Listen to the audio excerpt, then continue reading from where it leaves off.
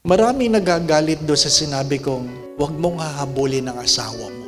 Huwag mong hahabulin. If they are stupid enough to leave you, be wise to let them go. Ay, masakit yun, no?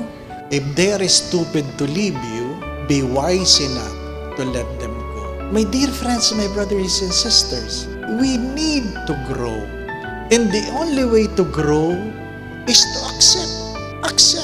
Acceptance, awareness will lead us to where? Gratitude. Kung kaya mong tanggapin, kaya mong ipagpasalamat. Hindi mo maipagpapasalamat ang mga bagay na hindi mo kayang tanggapin. Di po ba? Ano man ang iniiwasan ninyo, ano man ang itinatago ninyo, ano man ang nililihim ninyo, ano man ang hindi nyo kayang tawanan, ibig sabihin, kayo ay alipin ng inyong karanasan.